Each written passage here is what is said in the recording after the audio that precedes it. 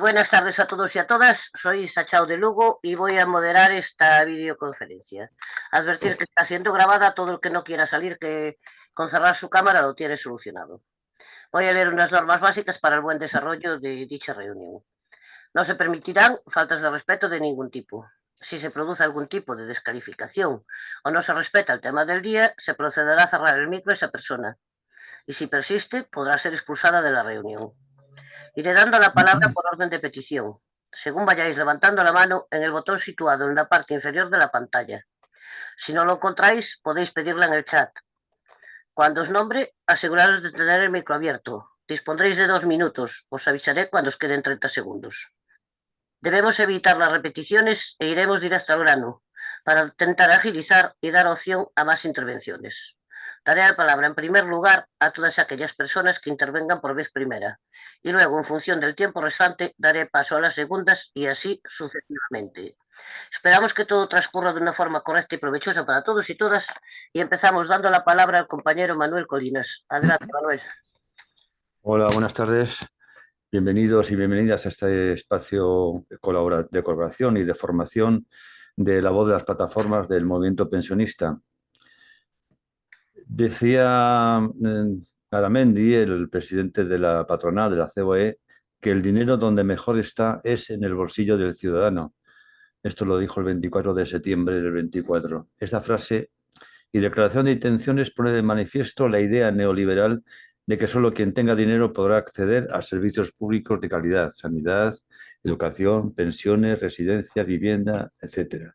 Por un lado, y por otro, que los estados no hagan nada por garantizar con impuestos progresivos el estado del bienestar, con servicios de calidad, de gestión pública y de acceso universal para todas las personas, tengan el estatus económico que tengan y vivan donde vivan. Una frase que, tras el fracaso y dimisión de Liz Truss, Liz Truss, no sé cómo se pronuncia, es primera ministra del Reino Unido, que aplicó una bajada importante de impuestos, pues ha quedado en entredicho. De eso y de otras muchas cosas interesantes trata el libro del que es coautor nuestro conferenciante de hoy. El libro se titula Los ricos no pagan IRPF, que ya con el título pues lo dice todo. Es la diferencia entre lo mucho que aportan trabajadores y trabajadoras a la hacienda pública y lo poco de quienes tienen rentas y beneficios empresariales y financieros.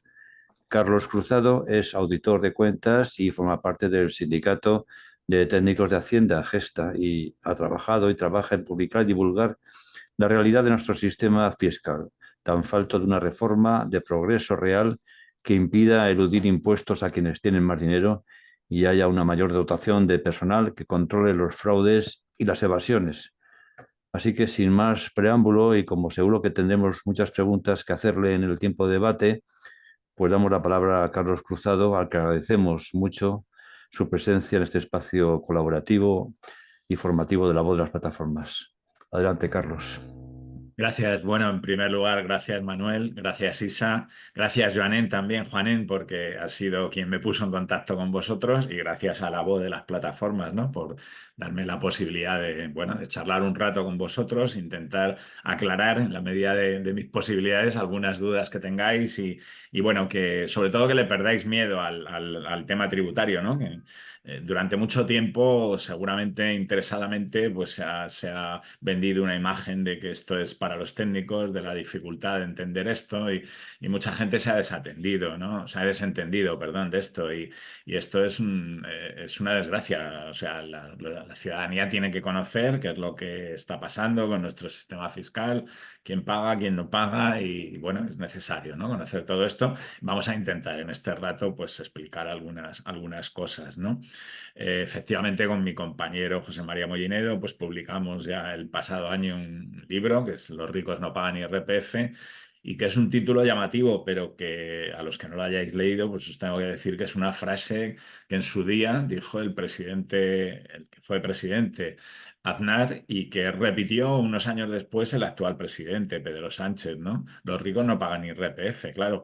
El que se haga ese diagnóstico, que lo afirmen tanto en su día Aznar como lo luego Sánchez, y que sin embargo, bueno, no se haya puesto los medios para modificar esta situación, pues es algo lamentable, ¿no? Necesitamos una reforma fiscal que, entre otras cosas, haga que los ricos paguen IRPF, ¿no?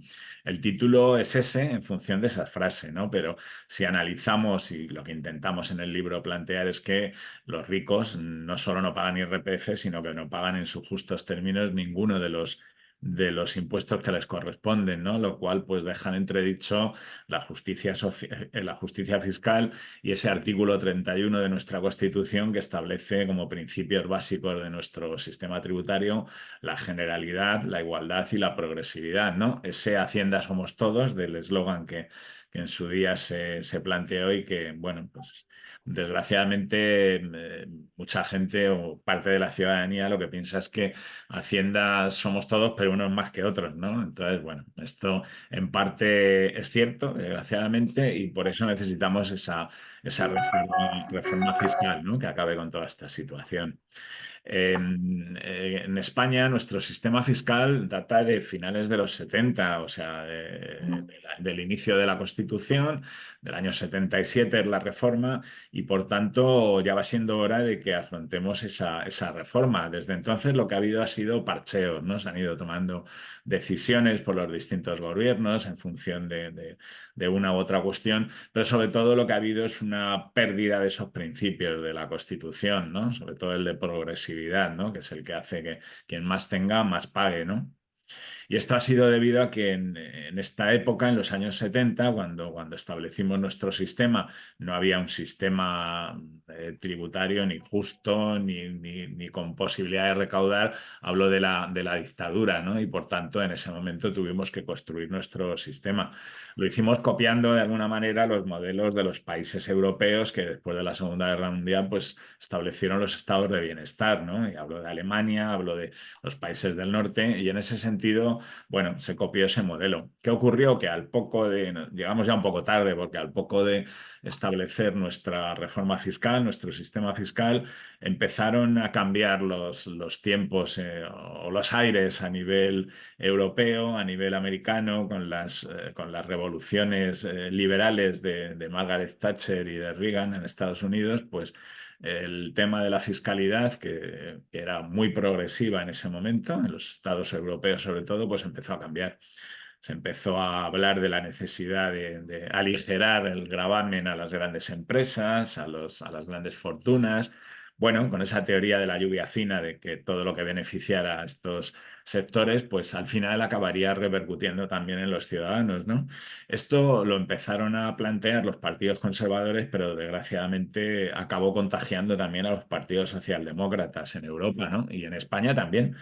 Y bueno, solo recuerdo la frase ya muchos años después de que ya se habían hecho reformas por las que se iba transformando el sistema de manera que iba recayendo más el peso de la imposición, de la recaudación sobre los impuestos indirectos, tipo consumo, o sea, tipo IVA, impuestos especiales, que como sabéis son más injustos que los impuestos directos como la renta, como patrimonio, como sucesiones, en los que se toman en cuenta las circunstancias de cada persona, ¿no? Y la capacidad que tienen. En el IVA pagamos el mismo IVA al comprar un producto, cualquiera de nosotros, un jubilado, un parado, en fin, que los sucesores de la duquesa de Alba, cualquiera. Es verdad que consumen más, pero no tanto como para que haya esa progresividad, ¿no? Y por eso decimos que el IVA es un impuesto injusto.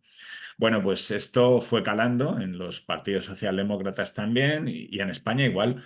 Y yo recuerdo una frase que en su día dijo el presidente Zapatero, que hoy no repetiría seguro, que era aquella de que bajar impuestos era de izquierdas, ¿no? En línea con lo que comentaba Manuel de las palabras del presidente de la COE, pero que también la repiten, bueno, todos los movimientos conservadores y partidos conservadores, ¿no? De que cuantos menos impuestos mejor y que, bueno, el dinero mejora en el bolsillo.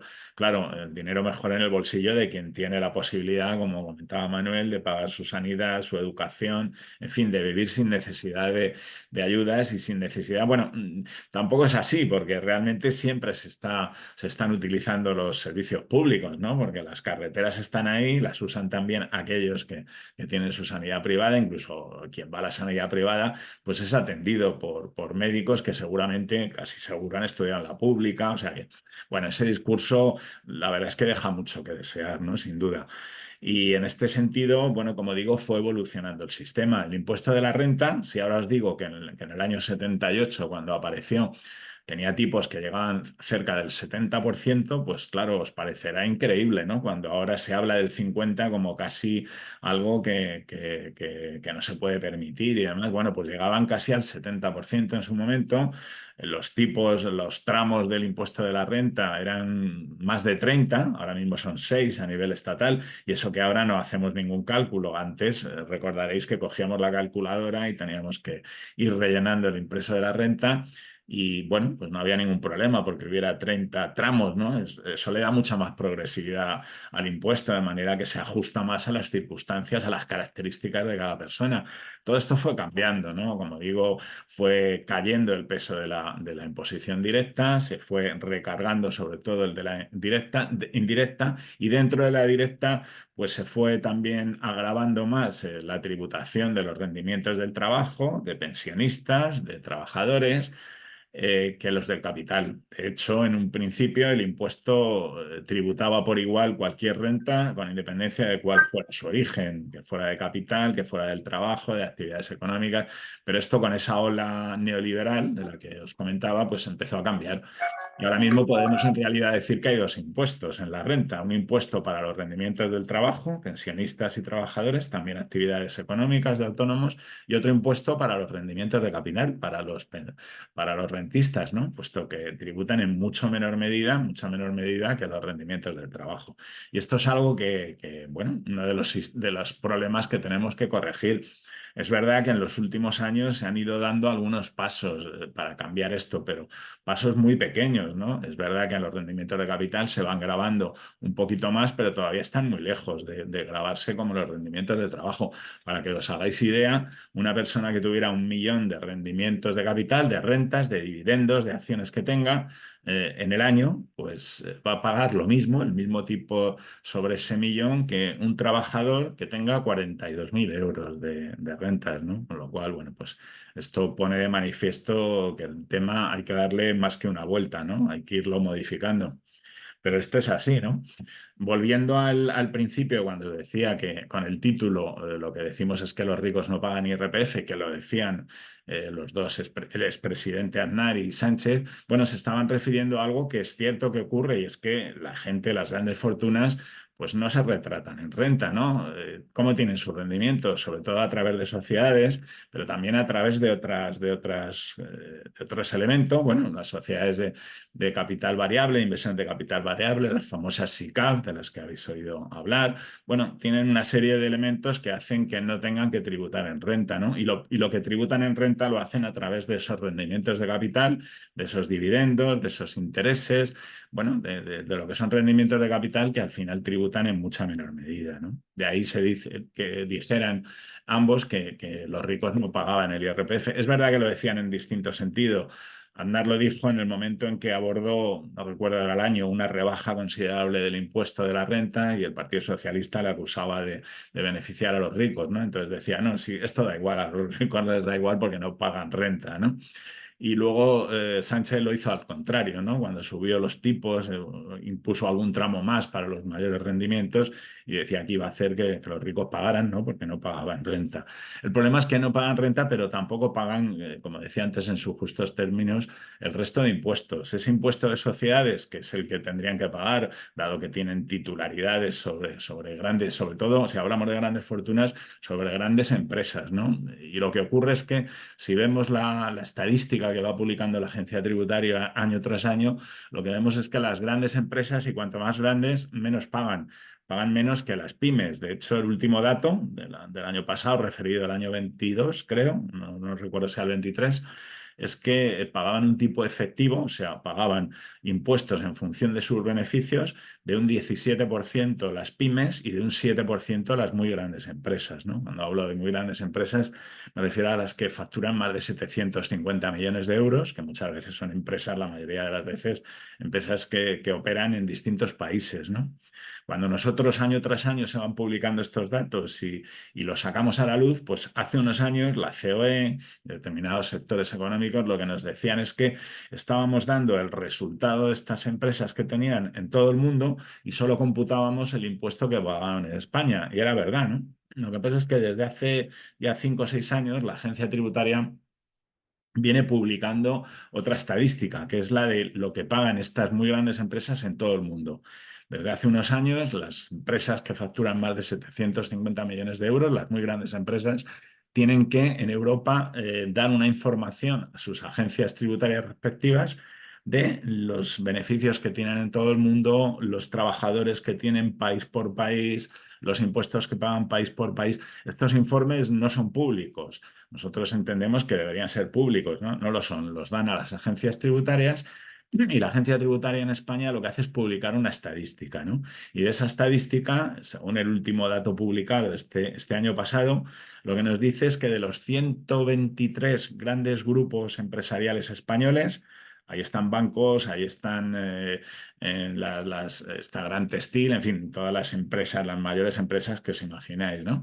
No se nos dicen cuáles son, pero de esas 123 hay 26 que tributan computando todos los impuestos que pagan en todo el mundo y el beneficio que tienen en todo el mundo, tributan a un tipo del 2,9%. O sea, un tipo efectivo, en realidad están pagando el 2,9% de sus beneficios mundiales, computando los impuestos que pagan en todo el mundo. Por lo tanto, lo que podemos decir es que efectivamente no pagan en España, pero tampoco pagan, perdón, tampoco pagan en el resto del mundo, ¿no? 23 de los 100, o sea, 26 de los 123 grandes grupos. Luego hay otros 14 que pagan un tipo que está por debajo del 10% también, ¿no? Por lo tanto, bueno, seguramente sería muy bueno que la ciudadanía pudiera conocer qué grupos son, ¿no? Qué banco o qué empresa, y esto no estaría mal que lo supiéramos, ¿no? Porque luego leemos cómo pagan tanto, ¿no?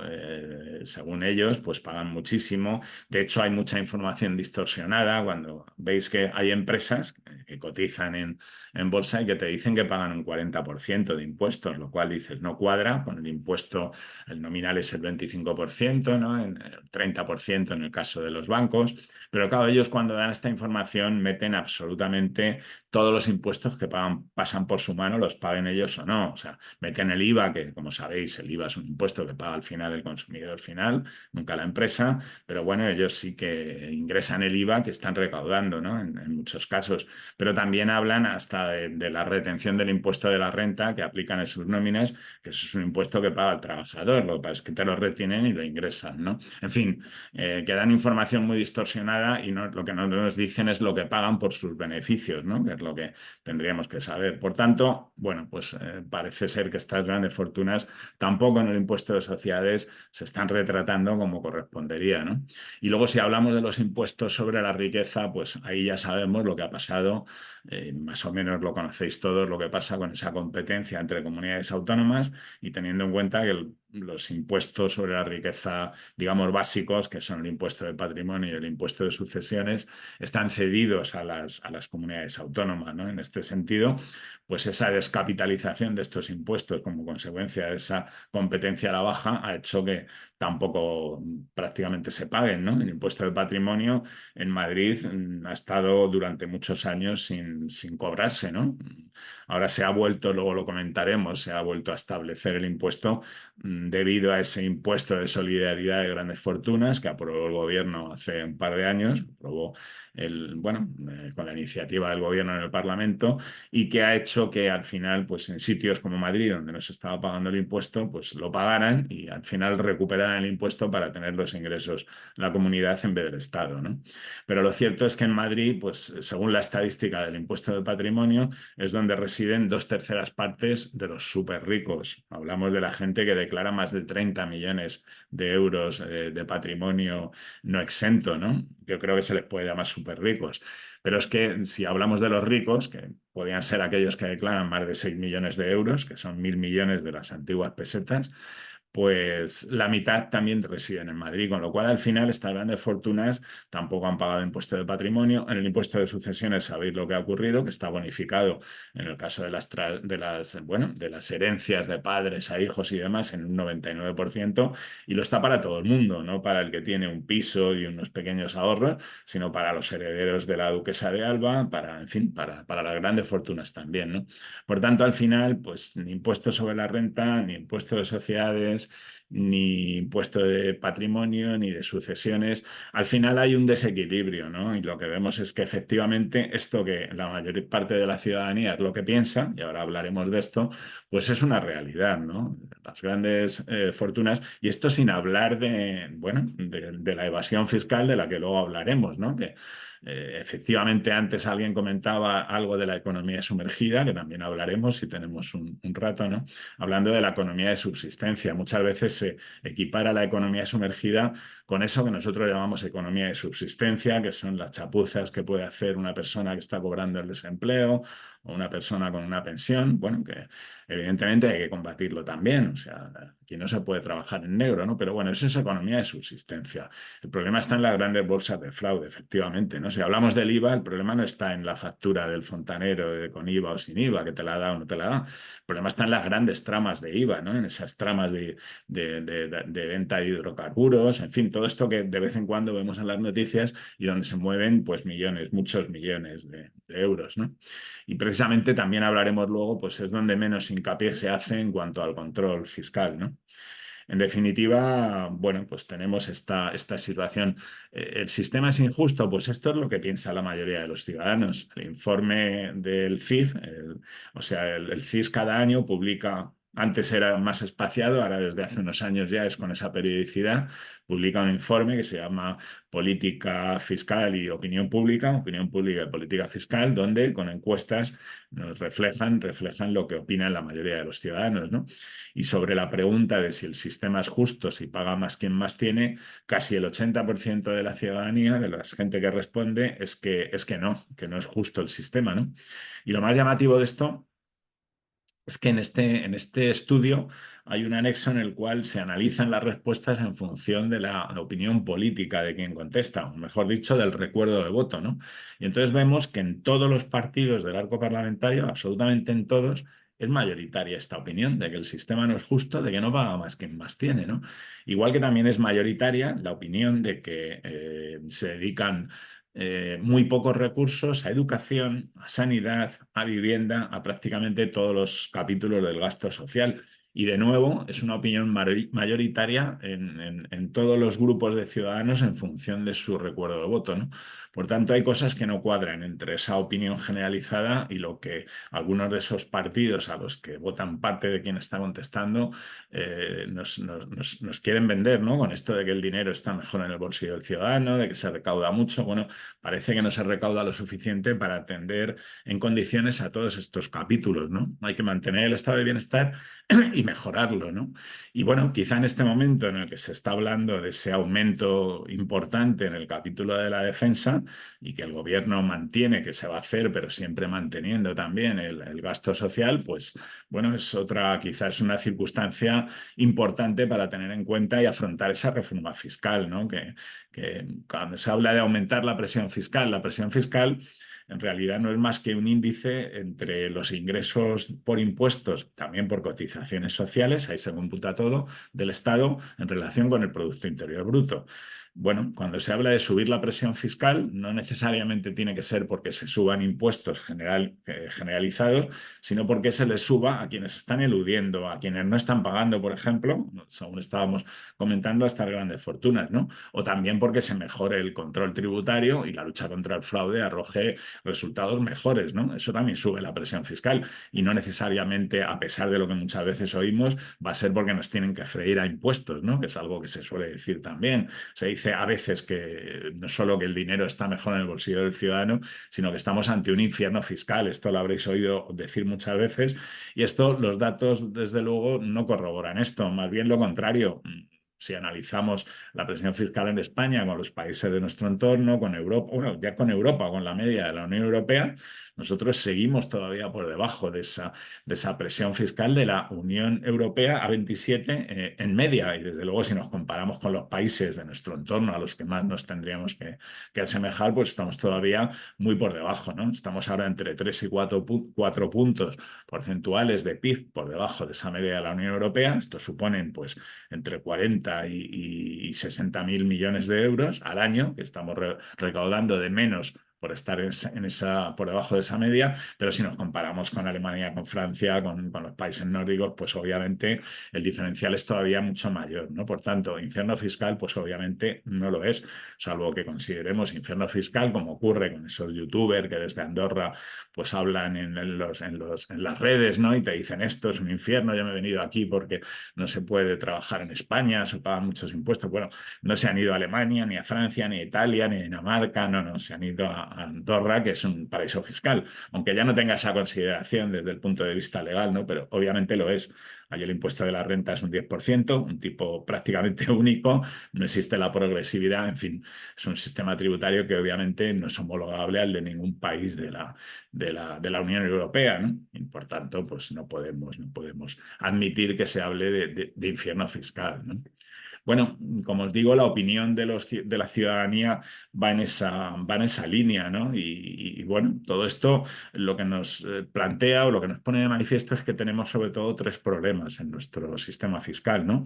Uno es la no suficiencia o la insuficiencia en cuanto a la recaudación, a pesar de que ahora mismo oímos que se va recaudando y es verdad, cada vez más en los últimos años, pero como digo, todavía estamos por debajo de esa media de presión fiscal en la Unión Europea y por tanto habría que recaudar más, ¿no? Que como ya comentaba, no tiene que ser a base de que todo el mundo haya que subir los impuestos, sino que básicamente tiene que ser acabando con esas posibilidades de elusión que tienen sobre todo grandes fortunas y grandes empresas, de manera que tributen más y también luchando contra el fraude, ¿no? Contra el fraude en fin, generalizado, ¿no?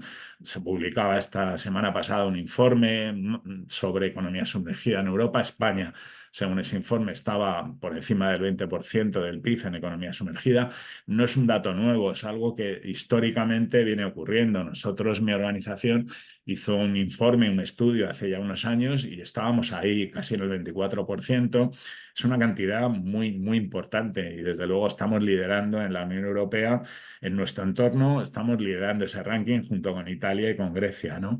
Y es algo que obviamente tenemos que ir cambiando, ¿no? Las causas, bueno, muchas veces se habla también de Italia y de Grecia, que somos países mediterráneos, se habla de la picaresca, se habla de nuestra situación geográfica, pero la realidad es otra, ¿no? La realidad es que, bueno, quizá nos falta tradición democrática, a pesar de que llevamos ya muchos años de democracia con nuestra Constitución, pero, por ejemplo, en transparencia tenemos muy pocos años de que se aprobó la ley de transparencia y leyes de transparencia en comunidades autónomas y todavía estamos muy lejos por supuesto, de países anglosajones, de Reino Unido, pero también de otros países europeos donde cualquier ciudadano puede en cualquier momento entrar en una página y saber que está gastando, qué gastos tiene un diputado, o que, en fin, mucha información que hoy por hoy en España todavía es un poco complicado, ¿no?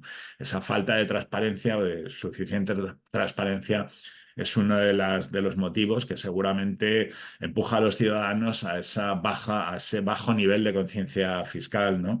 Eso, junto con esa percepción de que, por lo menos durante mucho tiempo, ha habido bastante despilfarro, desde luego, y corrupción, pues desgraciadamente también lo hemos ido oyendo, ¿no? Todo eso hace que, bueno, los políticos, por un lado, la clase política y la clase empresarial, debieran dar ejemplo, ¿no? Y debieran dar ejemplo y no lo hacen. No vamos a hablar de la corrupción en los partidos políticos, no vamos a hablar de cómo también el presidente de la COE no hace mucho justificaba de alguna manera o venía a decir que el fraude fiscal, que los delitos fiscales, bueno, pues que este hombre, ¿quién no los ha cometido? ¿No? Lo comparaba con las infracciones de tráfico. Bueno, todo esto, desde luego, es un caldo de cultivo no precisamente para elevar la conciencia fiscal, sino todo lo contrario, ¿no? Por tanto, en ese sentido, pues tendría tendrían que dar ejemplo, ¿no? A veces se dice, y en este informe que se publicaba el otro día se decía que, bueno, que a menor presión fiscal, menor fraude, ¿no? Esto es algo que también se oye muchas veces. Bueno, bajamos los impuestos y así habrá menos fraude, ¿no? Bueno, esto, aparte de que no es cierto, porque nosotros en su día hicimos un estudio comparando en todos los países de la OCDE sus niveles de presión fiscal junto con el nivel de economía sumergida que distintos estudios van planteando, y no ese es el dato que nos salía. O sea, de hecho, todo lo contrario, países nórdicos, países de Centro Europa con presión fiscal más alta, tienen menores niveles de economía sumergida. Tienen mayor conciencia fiscal, tienen una mayor transparencia, tienen menor corrupción y, sin embargo, otros países, y pongo como ejemplo Turquía, que tiene una presión fiscal mucho más baja, sin embargo, su nivel de transparencia es muy bajo, la corrupción es mayor y, por supuesto, tienen niveles de economía sumergida mucho más altos, ¿no? Por tanto, lo que hay que combatir es esto, ¿no? Esta idea y, desde luego, lo que hace falta es potenciar el control fiscal. España, luego lo comentaremos si queréis también, pues tiene a nivel de efectivos de las administraciones tributarias y de gasto dedicado al control, a la inspección, pues estamos en la mitad que la media de la Unión Europea. Por tanto, no es extraño que si no tenemos los mismos medios que otros países dedicados a esta lucha contra el fraude, pues no tengamos los resultados que tienen ellos, ¿no? Bueno, ya estoy hablando del control tributario y es que, al igual que las normas, la legislación tributaria debe de seguir esos principios que establece el artículo 31 de la Constitución: generalidad, igualdad y progresividad. Estos principios de generalidad y de igualdad también los tiene que seguir la administración tributaria cuando está ejerciendo ese control fiscal, ¿no? Perdón.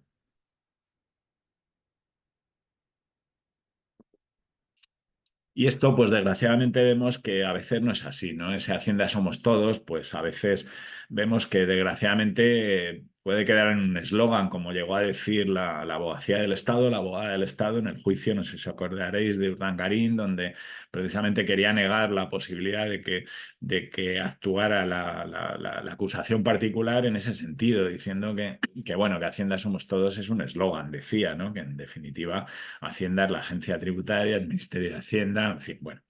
Pues esto ocurre, ¿no? Los ciudadanos, de hecho, en ese informe del CIS de Política Fiscal y Opinión Pública, piensan mayoritariamente también, en más de un 60% de los ciudadanos, que hay mucho o bastante fraude, ¿no? Y también un porcentaje importante de ciudadanos opina que no se dedica el esfuerzo suficiente por parte de las administraciones, ¿no? Por tanto, este es un capítulo en el que, bueno, también tenemos que afrontar cara a esa reforma fiscal, ¿no? Luego vemos muchos comportamientos y la ciudadanía muchas veces se pregunta por qué o entienden que puede haber una doble vara de medir en la actuación de la agencia tributaria, ¿no? Nosotros en el libro pues hacemos referencia a varios capítulos de la historia reciente en la cual, bueno, pues puede llevar a pensar esto a la ciudadanía, ¿no? Hace ya unos años, la lista Falciani. Falciani fue un informático, algunos lo recordaréis. Era un informático que trabajaba en un banco en Suiza, en el HSBC en Suiza, en Ginebra, cuando en Suiza todavía había secreto bancario, y este hombre pues salió con un listado de defraudadores de todo el mundo, ¿no? Gente que residía en cualquier país y que tenía cuentas que no estaba declarando en este banco en Suiza, ¿no? También llegó la parte española, llegó una lista con unos cuantos cientos de defraudadores. ¿Y qué ocurrió cuando llegó la lista a España y la tuvo la agencia tributaria? Pues en vez de coger ese listado y ver nombres, que era lo que aparecían, nombres de grandes fortunas, sobre todo cuentas, números de cuenta y saldos, ¿no? Estamos hablando de activos financieros que tenían ocultos a la agencia tributaria. Pues en vez de abrir una inspección, que es lo que debería haber hecho en ese momento a estas personas, con las consecuencias de sanciones administrativas y, en la mayoría de los casos, sanciones penales que tendría, puesto que por las cantidades se podría hablar de delitos fiscales, pues lo que hizo fue... Se te ha cerrado el micro, Carlos. ¿O no? ¿Ha sido ahora o hace rato? Ah, No, sí. no, ha sido ahora. Vale. Bueno, pues la agencia tributaria en ese momento lo que hizo fue dar una segunda oportunidad a estas personas, ¿no? Les mandó una carta que venía a decir, oiga, aquí me he encontrado esto, no me cuadra mucho con sus declaraciones, y estas personas dijeron, ay, se nos había olvidado. Y concretamente la familia Botín, que apareció, esto lo digo porque apareció en los medios, ¿no? Y no hay ningún problema, en ese momento estaban pues varios miembros de la familia Botín ahí y dijeron, ay, pues es que se nos había olvidado esto, ¿no? Ahí van 200, algo más de 200 millones de euros para regularizar aquello que no estaban declarando, ¿no? Y estamos hablando de intereses, sobre todo, de estos activos que no los estaban declarando, con lo cual os podéis imaginar la cuantía que podía haber en ese banco, suponiendo también que diversificando riesgos, pues tendrían otras cantidades en otros sitios, ¿no? Bueno, pues esto es algo que fue bastante escandaloso, ¿no? Que la agencia tributaria al final, pues regularizaran a estas personas como que no se les había abierto una inspección, tuvieran esa posibilidad al no abrirse en una inspección, pagar un recargo y no tuvieran sanciones ni, por supuesto, responsabilidad penal, ¿no? Bueno, no fue solo la familia Botín, pero sí que es verdad que fueron los que más dinero regularizaron en ese momento, ¿no? Pero es que luego tenemos mucho más reciente otro caso, que es el de Juan Carlos I, ¿no? El emérito, bueno, empezaron a aparecer informaciones, sobre todo cuando se publicaron las conversaciones de Corina Larsen con Villarejo, en el cual, bueno, pues estaba esta señora imputando cuestiones con datos, ¿no? De activos, de fundaciones, de testaferros que tenía Juan Carlos I y, sin embargo, la agencia tributaria no vio indicios para abrir una inspección, ¿no? Nosotros, mi organización, ya en ese momento, pues advirtió públicamente de que ahí había más que suficientes indicios para abrir una inspección. No lo hizo ni en ese momento ni en los 2 o 3 años que pasaron hasta que finalmente regularizó sus cuentas, ¿no? De hecho, recordaréis que en el año 20, en plena pandemia, al poco de decretarse el confinamiento, pues el actual rey, el hijo del rey emérito, pues sacó una nota, la Casa Real, diciendo que renunciaba, bueno, primero retiraba la asignación a presupuestaria a su padre, a Juan Carlos I, segundo le retiraba toda representación y admitía que había unas titularidades de unas fundaciones en Suiza que correspondían a su padre, ¿no? Incluso rechazaba o renunciaba a la posible herencia que le pudiera corresponder como consecuencia de esto en su día, ¿no? Bueno, pues a pesar de reconocerlo el rey, la agencia tributaria siguió sin ver indicios para abrir esa inspección, ¿no? Y esto es lo que conllevó que al final Juan Carlos I, después de ir apareciendo cada vez más informaciones sobre fondos que tenía en aquella fundación Zagazca, pagos de sus viajes, en fin, de distintos servicios, pues acabó regularizando, acabó pagando esas cantidades que fueron como 5 millones de euros y eso lo hizo porque no le había abierto una inspección la agencia tributaria, porque cuando te abren una inspección ya no puedes regularizar tu situación, sino que tienes que acatar pues, las sanciones que en su caso corresponden y los correspondientes delitos fiscales que conlleve. Cuando hablamos de estas defraudaciones, pues casi siempre estamos hablando de responsabilidad penal, ¿no? Por tanto, estas cuestiones y muchas otras, que algunas de ellas hablamos en el libro también, pues hacen pensar a la ciudadanía o a buena parte de la ciudadanía que no hay un mismo trato, ¿no? Para todos los contribuyentes. Y esto es algo que sin duda hay que corregir, ¿no? Sin duda hay que corregirlo porque la agencia tributaria tiene que actuar igualmente con todo el mundo, ¿no? ¿Qué ocurre? Que luego llegamos a los tribunales y nos encontramos, estamos hartos de ver todos cómo Shakira, futbolistas importantes del Madrid y del Barcelona, en fin, pues tienen problemas por posibles delitos fiscales y llegan al juzgado y al final acaban llegando a un acuerdo con la Fiscalía, como hemos visto que ahora la pareja de la presidenta de la Comunidad de Madrid quería hacer, ¿no? Según se ha publicado en todos los medios. Llegan a un acuerdo, pagan unas cantidades en multas que a veces son inferiores a las que impondría la agencia tributaria si no estuviéramos ante un delito, ante una responsabilidad penal, y ahí se acaba todo, ¿no? Con lo cual, yo no es que sea partidario de que nadie vaya a la cárcel, por supuesto, ¿no? Pero si en el Código Penal hay un delito fiscal que contempla penas que pueden llegar a los 5, incluso a los 6 años en los delitos agravados, pues no sé, la gente piensa que efectivamente todas estas personas, Shakira, era un fraude importante, era un número de delitos fiscales importantes y, sin embargo, pues por supuesto que ni pasó por prisión ni pagó más que unas sanciones que, como digo, eran más bajas que las que hubiera pagado la agencia tributaria, ¿no? Y bueno, todo esto está quizá muy relacionado con algo que en su momento dijo el anterior presidente del Consejo General del Poder Judicial y del Tribunal Supremo. Y él lo dijo así expresamente, está recogido en la hemeroteca, no recuerdo en qué momento fue, públicamente dijo que la ley penal estaba hecha para el robagallinas, no no para otros, ¿no? Bueno, pues lo mismo que ocurre con la frase de los ricos no pagan IRPF, llama la atención que siendo la máxima autoridad judicial la que hace ya unos cuantos años dijera esto, pues no se tomen cartas en el asunto y se modifiquen esas leyes para que esto no ocurra, ¿no? Bueno, pues esto es lo que ocurre, ¿no? La ley penal está hecha para el robagallinas, que es el que, bueno, pues tiene, el que acarrea con las consecuencias penales frente a estos delincuentes de guante blanco, que al final, pues, los delitos económicos acaban casi siempre de esta manera, ¿no? Yo creo que ahora mismo en la cárcel, seguramente en prisión, no hay ninguna persona condenada solo por delito fiscal. Puede haber gente que ha sido condenada por delito fiscal junto con otros delitos, ¿no? De hecho, en los delitos de corrupción, en narcotráfico, en cantidad de delitos, pues siempre aparece también el delito fiscal, el delito de blanqueo de capitales, ¿no? Bueno, estoy hablando mucho, veo que levanta la mano alguien, Mari Carmen Muñoz, si os parece. Si queréis, pues contesto lo que planteé y luego seguimos, ¿no? Por hacerlo un poco más ameno, vamos, como veáis, como me digas, Manuel. Oye, Pues, perdona, yo la he pedido para luego, no quería interrumpir. Ah, vale, No, vale. vale, no, vale. porfa, no. No, como quieras, ¿eh? Si quieres plantear Sí, No, ahora yo algo. prefiero pero también luego. está bien lo que ha hecho Carlos, ¿eh? También está bien.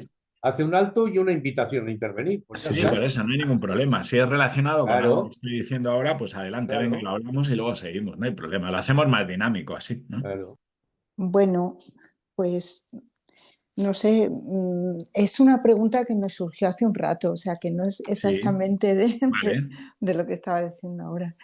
Y me he preguntado muchas veces por qué los economistas o los técnicos de Hacienda o eso no establecen un sistema fiscal progresivo, pero mediante una fórmula matemática para que no haya esos tramos que bueno, pues no son del todo justos y además a veces, pues cuando suben, por ejemplo, los sueldos, pues de repente hay gente que entra a tributar mucho más y protestan y tal. Entonces, si se hiciera con una fórmula matemática, que yo creo que sería muy fácil, así de tipo parabólico, de segundo grado, ecuación de segundo grado, algo así muy simple, ¿y por qué no se hace? Es que sería lo más justo. Y bueno, luego también pues alucino porque con todo lo que la mayoría de la gente ve que no hay justicia fiscal e incluso casi todos los partidos y eso, y es una cosa tan evidente que no la hay, ¿por qué no se corrige? ¿Llegará algún día que se pueda poner esto en orden? Y nada más, perdona, ¿eh? No, no, muy bien. Si se trata de esto, ¿no? Bueno, tú hablas de hacer tramos más justos. Me imagino que te refieres al impuesto sobre la renta, pero yo en principio creo que los tramos son progresivos, de manera que se va pagando a medida que más rentas tienes, vas pagando más. Pero ya se evita desde hace años algo que ocurría en su momento, antes de un cambio que hubo en el impuesto de la renta, que es el error de salto. A veces se dice, ¿no? Se dice, pues yo ahora resulta que cobro menos a pesar de que gano más. Esto no es así. Nunca el impuesto de la renta te va a suponer, a pesar de que cobres más, nunca te va a suponer el que pagues y quedes con un neto inferior al que tenías cuando cobrabas menos. Por ejemplo, hoy es de actualidad el tema. Hoy se ha hablado con el tema del salario mínimo. Sabéis que el Ministerio de Hacienda está reacio a que el salario mínimo siga sin tributar, ¿no? Pues hoy se ha anunciado que ha habido un acuerdo y que lo van a hacer con una deducción, ¿no? Que se va a aplicar solo, se dice, a quienes están con el salario mínimo. Bueno, nosotros ayer ya advertimos que si esto se hacía con una deducción, había que establecer una deducción para que las personas que están justo en el salario mínimo no tengan que tributar, se les devuelva al liquidar la declaración las retenciones que han tenido, pero también esto tenía que afectar a personas que ganaran algo más. Porque si no, lo que ocurre es ese error de salto. Si nos limitamos a una deducción para quien está en ese salario mínimo interprofesional este año no tribute, resulta que si ganas 1 euro más, entonces en neto, con la tributación que vas a tener, aunque no sea alta, vas a tener menos que la persona que en teoría gana menos que tú, ¿no? Y por tanto, esto todavía no se ha aclarado, pero suponemos que va a ser a través de una aplicación, de una deducción que va a ir reduciéndose a medida que aumenta la renta, pero que puede llegar a los 17.000 euros, 17.000 y pico, de manera que también se van a beneficiar algunas personas que están ahí, ¿no? Por tanto, yo la verdad es que no veo la injusticia de de los actuales tramos, ¿no? Es una fórmula también, pero que va estableciendo distintos tipos de gravamen en función de las cantidades, que además se arrastra, porque muchas veces hay confusión sobre esto y hay gente que dice, es que yo pago el 45%, no hay nadie que pague el 45%. Ese es el tramo más alto, bueno, 45 te digo, va a depender un poco de la comunidad autónoma, ¿no? Pero bueno, en realidad tú vas a pagar vas a ir pagando en función de esos tramos, o sea, por eso cuando se rebaja también el tramo más bajo, eso beneficia también a los que tienen más ingresos y están en los otros tramos. Pagas, por ejemplo, en los primeros 15.000 euros al 9,5%, los segundos hasta 25.000, el 10%. Y esto es así, es por escalones, ¿no? De manera que no se da ese error de salto, ¿no? Y luego la otra pregunta que hacías, perdona, era la de, bueno, sí, ¿por qué no se persigue? ¿Por qué no se cambia el sistema? Claro, esto es lo que hay que preguntar a los distintos gobiernos, ¿no? Porque aquí han ido pasando distintos gobiernos de distinto signo y ninguno afronta esta modificación, igual que hay que afrontar desde hace más de 10 años el cambio de modelo de financiación autonómica, que también está ahora muy de actualidad con esto de la quita de la deuda y tal, tampoco lo hace ningún gobierno. Es verdad que este gobierno, y hay que decirlo en honor a la verdad, han tomado algunas medidas que le dan un poco más de progresividad al sistema, han subido tributación de rendimientos de capital, subieron la reducción por rendimientos de trabajo de manera que benefició a casi la mitad de los declarantes hace ya unos años en la parte más baja. Bueno, el impuesto a la banca, el impuesto a las energéticas, aunque ahora se ha caído ya ese impuesto. Bueno, se han tomado medidas que van en esa línea, pero desde luego son insuficientes. Está claro que para corregir esta situación injusta, digamos, lo necesario es abordar una reforma completa. Este gobierno encargó a una comisión de personas expertas un informe, ese famoso libro blanco, que la ministra, según salió, pues como con la excusa de la guerra de Ucrania, luego de la crisis de la inflación y demás, pues ahí está en un cajón, ¿no? Y esto nos ha ocurrido durante mucho tiempo. El gobierno del Partido Popular en el año 2014 también nombró una comisión de expertos que se llama la Comisión Lagares, que también hicieron un examen de toda la tributación y al final lo que hicieron fue modificar algo el impuesto de la renta y el de sociedades, pero nada más. Y sin embargo, ahí está pendiente el afrontar esa reforma completa. Quizá en este momento políticamente es muy complicado porque todos sabemos la polarización que hay y las dificultades que pueda haber para llegar a acuerdos, ¿no? La reforma fiscal debería ser un acuerdo de Estado y debería ser algo al margen de la derecha, de la izquierda. O sea, el sistema fiscal es la base de una democracia, ¿no? Y es la base para poder mantener un estado de bienestar. Siempre que se habla de presión fiscal, de impuestos, se debe de hablar del gasto que conlleva. El gasto básicamente es el gasto social. Por eso cuando se dice y esto ya es un poco lo que os iba a contar ahora también, cuando se dice que bajar impuestos es bueno porque se recauda más, esto no es verdad. La famosa curva de Laffer, que habréis oído algunos, ¿no? Que en su día un economista americano le contaba a Reagan, ¿no? De que si tú bajas los impuestos recaudas más. Esto no es cierto, esto no se ha dado en la realidad. La realidad es que si tú bajas impuestos recaudas menos.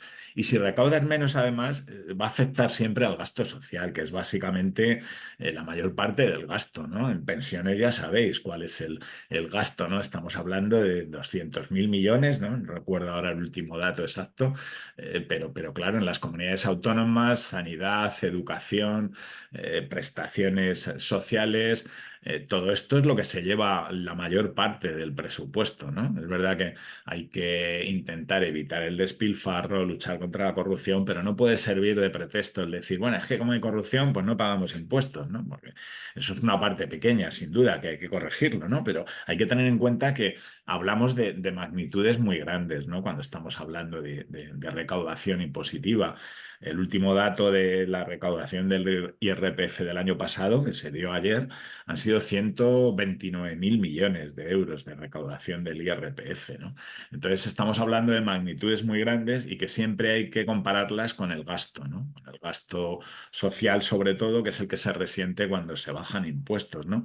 Ahora estamos con la guerra, no sé si lo he comentado al principio, el aumento del gasto en defensa pues debería servir precisamente como un mayor aliciente para abordar esa reforma fiscal, que nos haga recaudar más, poder aumentar ese gasto en defensa, que va a ser inevitable, pero también seguir aumentando el gasto en nuestro estado de bienestar, ¿no? Por tanto, bueno, esa es otra de las cuestiones que hay que tener en cuenta, ¿no? Luego tenemos un problema con las distintas competencias estatales y comunidades autónomas, ¿no? Que ya al hilo de lo que comentaba antes, de que es necesario afrontar esa modificación del modelo de financiación, pues en el modelo de financiación se han ido cediendo impuestos, se han ido cediendo potestad recaudatoria de impuestos estatales, como es el patrimonio, como es sucesiones, que ahí están al 100%, pero en renta está cedido al 50%, en impuestos especiales también al 100%, y todo esto es algo que hay que replantearse, ¿no? Las comunidades autónomas, en esa dinámica de ir rebajando impuestos, de ofrecer bajadas de impuestos para competir, al final el ciudadano, la ciudadanía es la que pierde, ¿no? Porque al final es menos recaudación. Y al final ese principio que se deduce de la Constitución de corresponsabilidad fiscal de las comunidades autónomas con el Estado, pues queda en entredicho, ¿no? Porque lo que estamos viendo es algo que podemos denominar más irresponsabilidad fiscal. Hay comunidades autónomas que están bajando impuestos por un lado y que por otro están poniendo la otra mano al Estado para pedir más financiación, ¿no? Y esto es algo que no cuadra mucho. Yo esta misma tarde estaba oyendo una entrevista de la presidenta de la Comunidad de Madrid, donde sabéis que se ofrecen las bajadas de impuestos como algo maravilloso, y sin embargo estaba hablando de la inmigración y decía que no tienen medios, que les causa un problema en el presupuesto el tener que atender a tantos inmigrantes, ¿no? O sea, son cosas que no cuadran y estaba pidiendo que el Estado pues afrontara esto, ¿no?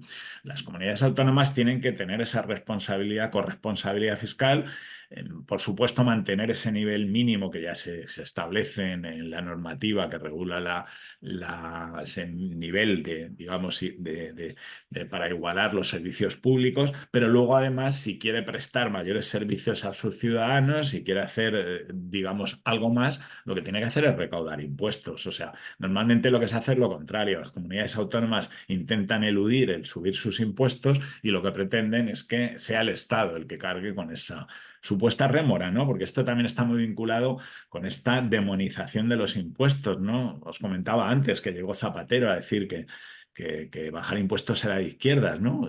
Se instaló esa opinión de que lo mejor era ofrecer a los ciudadanos bajadas de impuestos. Hubo unos años, recordaréis, en los cuales en las elecciones pues, se competían los partidos por ofrecer las mayores bajadas de impuestos. Hay que hacer lo contrario. No digo subir impuestos por subirlos, pero hay que dignificar y hay que explicar lo que suponen los impuestos. Ahora hablar de Estados Unidos en este momento con la que está cayendo es complicado, ¿no? Pero recordaréis todas estas películas que veíamos y series donde de pronto salía una persona y decía, es que yo soy ciudadano, yo pago mis impuestos y tengo mis derechos, ¿no? Pues efectivamente, esto es así.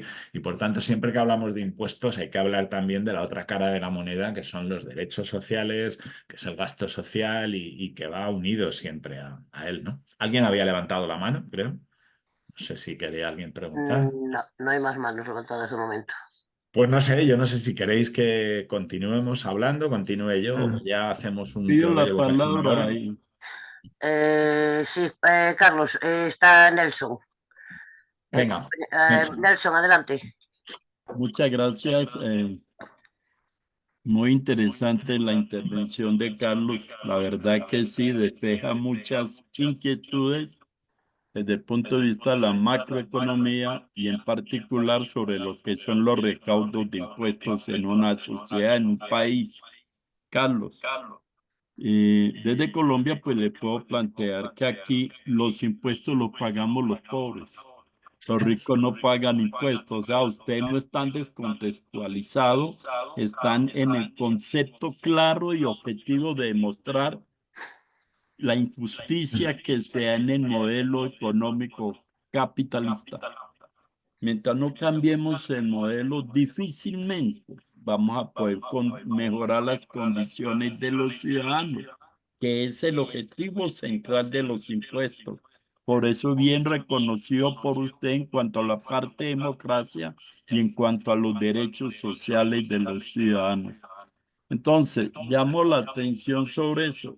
Claro, me queda una inquietud.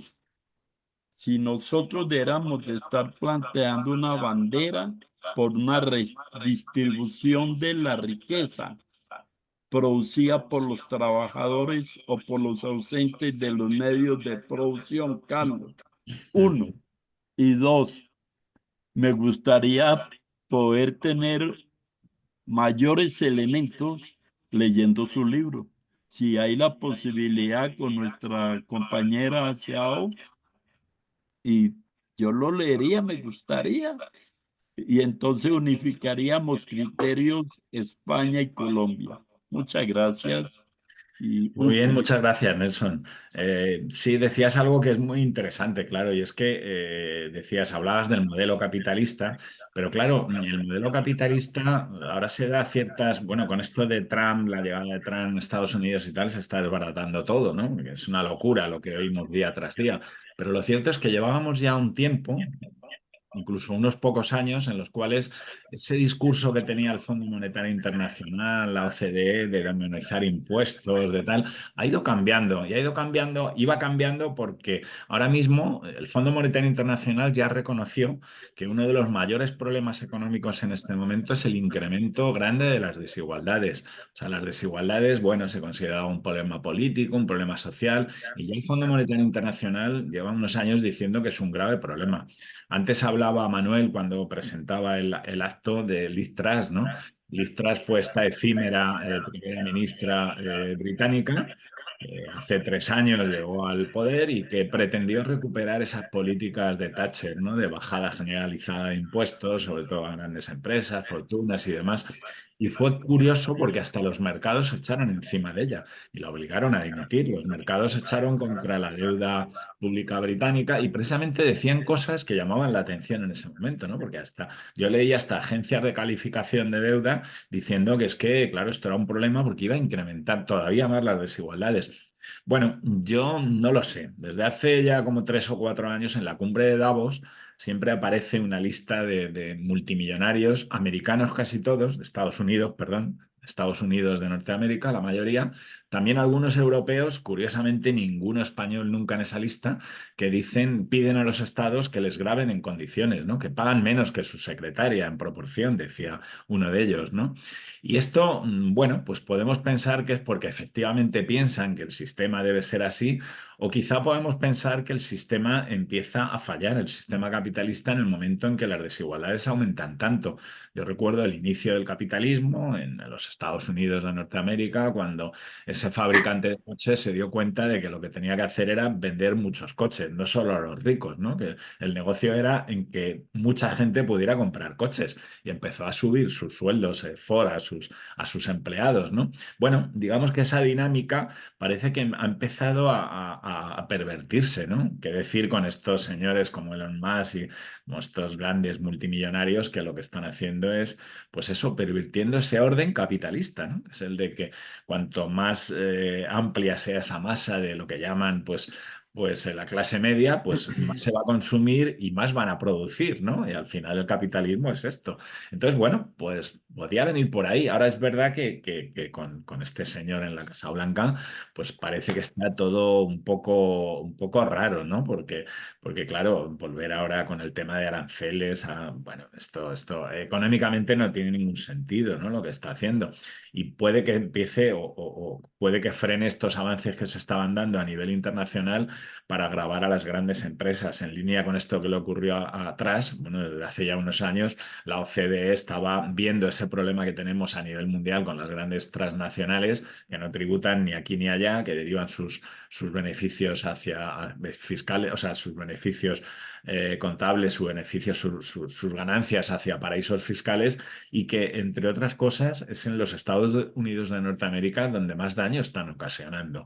A pesar de que ahora oíamos a Trump decir que no iba a consentir que en Europa se grave a sus o se maltrate a sus grandes empresas. Bueno, esas grandes empresas están haciendo daño también en Estados Unidos, en Norteamérica, mucho daño, ¿no? Todas estas empresas, sobre todo de sectores digitales y demás. Por tanto, no lo sé, estaba empezando a cambiar algo a nivel internacional, incluso en Brasil, hace muy poco tiempo, en la reunión del G20, se planteó por parte de Brasil el tema de plantearse un impuesto a la riqueza de los milmillonarios, ¿no? Que pagaran ese 2% de sus grandes patrimonios, y es algo que ya países como España, como Alemania, como algún otro, estaban viendo con buenos ojos. De momento no está más que el tema puesto sobre la mesa, ¿no? Y veremos qué pasa con esta revolución que tenemos ahora en el mundo con Trump, ¿no? Pero en principio estaba empezando a cambiar. Bueno, no sé, quizá me he enrollado demasiado, pero iba en esa línea, ¿no? De que el capitalismo, si quiere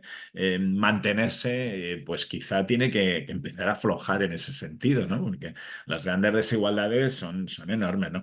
Y obviamente en Sudamérica, en Centroamérica, pues hay países que conozco algo y que todavía el problema es mayor del que estoy hablando en España de momento, porque esto va evolucionando, ¿no? Y bueno, pero lleva razón. En cuanto al libro, pues supongo que hablando con Chao, no sé quién lleva el tema, pero te lo podemos hacer llegar, claro, te lo haremos llegar. Bien, antes de darle paso a Freitas, voy a leer que Manuel Alonso ha puesto en el chat: hecho en falta inspección que haga que se cumplan las normas. O sea, una mayor inspección, perdón. Freitas, adelante. Buenas tardes, Carlos. Gracias por acudir a nuestra cita y encantado. Mi pregunta va sobre control tributario, porque lo estoy padeciendo. Esta Sí. es la cuestión. A lo mejor es un sinsentido, una simpleza. Tengo conmigo un compañero que, por desgracia, le ha venido una enfermedad que es esquizofrenia. Después de 6 años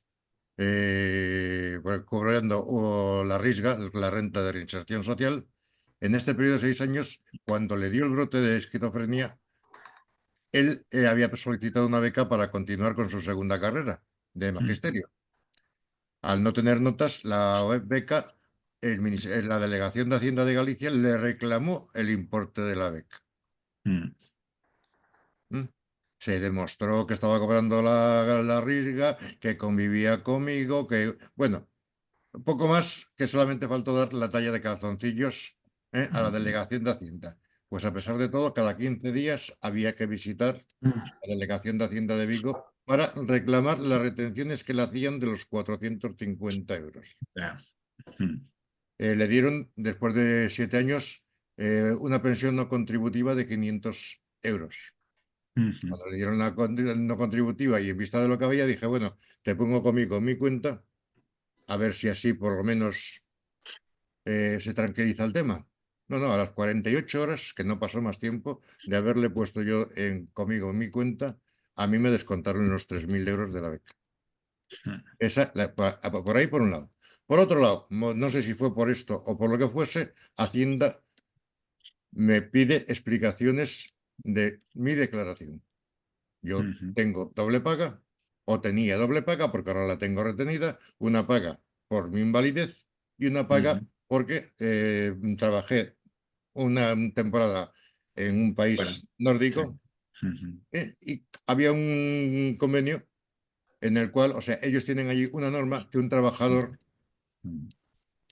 cuando tiene un accidente laboral, y lo mío fue declarado accidente laboral, tenía un seguro de vida vitalicio.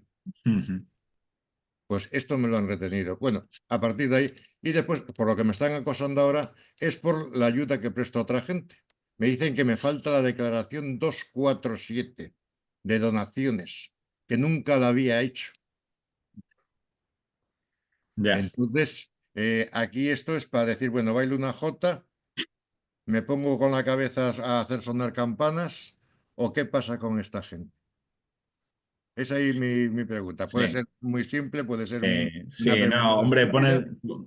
tú estás poniendo de manifiesto algo, bueno, al margen de que sea ese control respecto de la devolución de la beca, eso realmente no es una cuestión fiscal, sino que es una de las competencias que ejerce en nombre, supongo que de la Xunta o de quien sea, ¿no? Que hubiera dado esto, la agencia tributaria en el cobro de deudas, ¿no? Pero es cierto que ya en lo que se refiere a ese control que a ti te hacen y demás, pues sí, desgraciadamente la mayor parte de los efectivos de la agencia tributaria, del esfuerzo que hacemos, lo hacemos en estas cuestiones.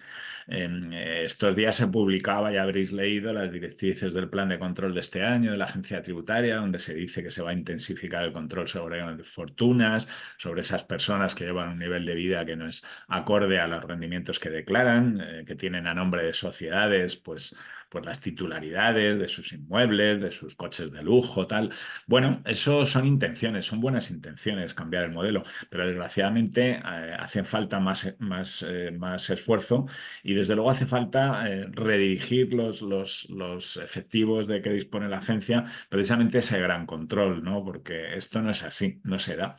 De hecho, el 75% del esfuerzo que se hace en actas, por ejemplo, está dirigido al impuesto sobre la renta y el acta media son 1.000 euros, ¿no? Con lo cual nos está diciendo que está fallando algo en el control de sociedades, de grandes sociedades.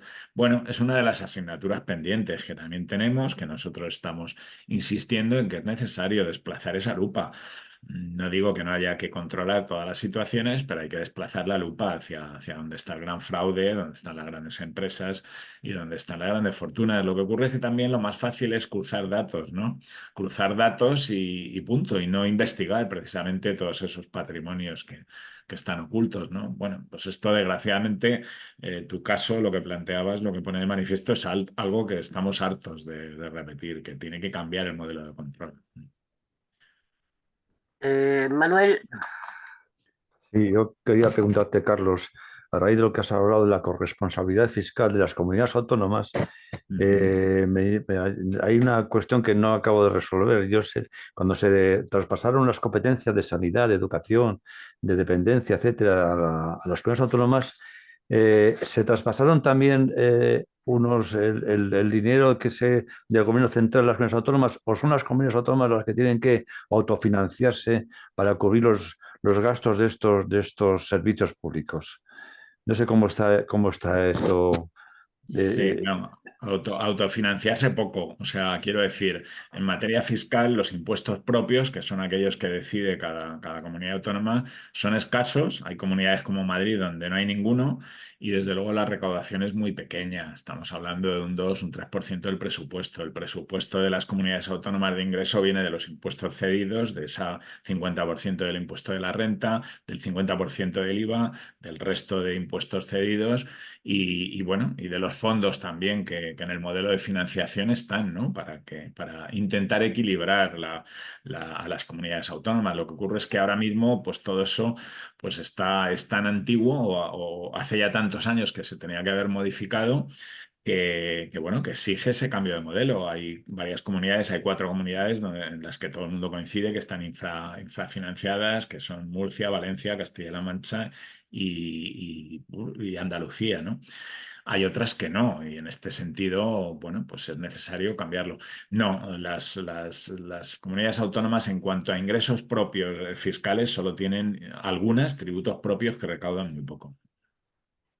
Gracias. Ricardo. ¿Me escucháis? Sí. Hola, buenas tardes. Hola. Bueno, voy a ver bajo la mirada recta de Isa, a ver si soy capaz de decir las 3 cosillas que quiero. Por un lado, decirle a Carmen que está en grabación en la 11 este libro de Carlos Cruzado y José María Moliner. Espero que esté a punto de que esté ya en el catálogo de la biblioteca digital de la ONCE. Después, a ver, también respecto a lo que planteaba Carmen, a mí me parece una grave irresponsabilidad y es verdad que se ha hecho más veces, que se haya hecho un libro blanco con toda la pompa, con todos los expertos que se llamaron, que no por lo que haya costado el libro blanco, que a lo mejor es lo de menos, sino por el hecho del compromiso político que supone poner en marcha un libro blanco para que luego no se aplique. A mí en democracia eso me parece una frustración, y más tratándose del tema fiscal, porque hay una profunda carencia de conciencia fiscal que también afecta a los políticos, no afecta solo a la ciudadanía, que a veces tiene menos información, sino también a los políticos.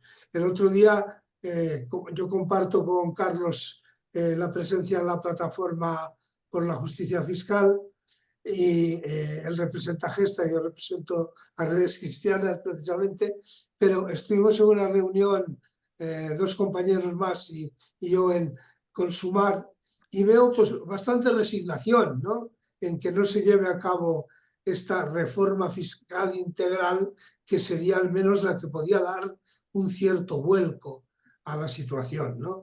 Que no digo que sea para siempre ni por siempre, porque estas cosas evolucionan muchísimo, como bien ha ido contando Carlos, pero podía en este momento concreto, y ya sé que la dificultad política es extrema, pero desde luego al menos que no quedara, que pasaría como con los presupuestos, que al menos el intento yo creo que hay que hacerlo. Esta mañana he estado en una sesión en el Senado donde han participado multitud de cuidadoras, y digo en femenino porque prácticamente todas eran mujeres, de cuidadoras familiares, ellas decían no profesionales, que se querían convertir en profesionales. Yo creo que con ser cuidadoras familiares es suficiente rango, y que también creo que el sistema de cuidados debiera darles cobertura, pero no se nombró ni una. Se hicieron 1000 reclamaciones económicas y no se nombró ni una sola vez el sistema fiscal, ni una sola vez, en toda una mañana de 3 horas de debate. Yo me pedí la palabra en el último minuto y lo dije, que esto era un asunto del estado de bienestar, y que el estado de bienestar había que cubrirlo con un sistema fiscal justo. Pero es que no se nombró en toda la mañana. Eso significa, y estamos hablando de algo tan sensible como los cuidados, que efectivamente es un tema costoso, que efectivamente requiere una reforma fiscal para que tenga la debida cobertura. Ahora mismo se está tratando la nueva ley de reforma de la ley de autonomía personal y atención a la dependencia, y de la ley de derechos de la discapacidad, y justamente el gran problema es que no conocemos la memoria económica de esa ley. Y si esa ley no lleva una memoria económica digna, pues es papel mojado. Y eso hay que decirlo con claridad. Bueno, esta era una de las cuestiones. La segunda cuestión es lo de los tramos. ¿Dónde, para Gesta, Carlos, dónde empezaría un tramo, el tramo más bajo, que pudiéramos entender justo, teniendo en cuenta el contexto de desigualdad en que está la sociedad española? Yo estoy de acuerdo con que no se haga tributar al salario mínimo. Estoy de acuerdo porque entiendo que si es un salario mínimo, que si se está subiendo porque hay una realidad de desigualdad profunda, que eso llegue a incluirse en la imposición, o sea, en la fiscalidad, me parece excesivo. ¿Dónde pondríamos el límite por abajo? ¿18.000 euros anuales sería razonable u otro? Eso me gustaría que me lo aclararas. Hombre, sé que los de Gesta sois un poco recaudacionistas. Ricardo, el tiempo, por favor.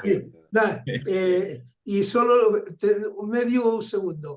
Y me gustaría que, porque hay bastantes protestas, que me describieras la situación fiscal de Asturias respecto al resto de comunidades. Vale, bueno, en primer lugar agradecerte, Ricardo, que hayas estado aquí aguantando, porque ya me has oído muchas veces, ¿no? Y ya te sonará todo lo que estamos hablando. y que, bueno, estamos de acuerdo prácticamente en todo, desde luego toda tu primera intervención y la que se refiere al salario mínimo igual. Nosotros desde Gesta además hemos planteado la necesidad de que se siga estableciendo ese mínimo tanto para declarar como para tributar en el salario mínimo. En tanto, por lo menos, no sé, llegue a ese porcentaje del 60% del que habla la Carta Social Europea, entendemos que desde luego hasta ahí tendría que no tributar. Y de hecho, este acuerdo sobre la deducción, bueno, pues es un mal menor, pero nosotros entendemos que se debería haber adaptado también este año esa reducción por rendimiento de trabajo a ese mínimo. Entendemos y estamos de acuerdo, yo estoy de acuerdo contigo en que el salario mínimo no debería tributar, ¿no? Y este año tampoco, al margen de la deducción que se ha planteado, ¿no? Y luego la última ya se me ha ido, la última que... No, la Ah, situación la de de Asturias. Asturias. Ah, la de Asturias. Bueno, tendría que repasar un poco el tema porque ando un poco No, despistado. digo así a brocha gorda. En este momento no recuerdo. Antes de ayer precisamente estuve en Valencia, estuve pues, repasando un poco el sistema valenciano, que curiosamente el IRPF en Valencia es el más progresivo en este momento, el que tiene la escala más progresiva. Supongo que durará poco porque con el cambio de gobierno que hubo, pues en este momento es verdad que tampoco lo pueden hacer porque necesitan dinero y es difícil prescindir de la recaudación, pero hoy por hoy es curioso porque en el impuesto de la renta valenciana es el que más grava a las rentas a partir de 100.000 euros y es justo la contraposición de Madrid, que es justo la que menos grava a partir de 100.000 euros, porque en Madrid hay una opinión que incluso han llegado a hacer que la gente o que haya un sector importante de gente que piensa que en Madrid es donde todo el mundo paga menos impuestos y no es cierto. Es donde pagan menos impuestos en renta, por ejemplo, los que tienen más de 100.000 euros. Las diferencias en otros tramos son mínimas con respecto a otras comunidades autónomas, ¿no? Y Asturias, pues me vas a perdonar, pero tendría que repasar ahora mismo el tema como está, ¿no? No lo Bueno, sé. bueno, tranquilo, que hay tiempo. Para otro día. Vale. Gracias. Gracias, Ricardo. Juanen, Sí. ¿Se me oye? Sí, sí, sí. Gracias, Carlos. El libro lo tengo leído y desde luego es muy recomendable. Y aprovecho la ocasión para invitar a la gente a que se haga con él. Hay una cuestión que tengo clarísimo.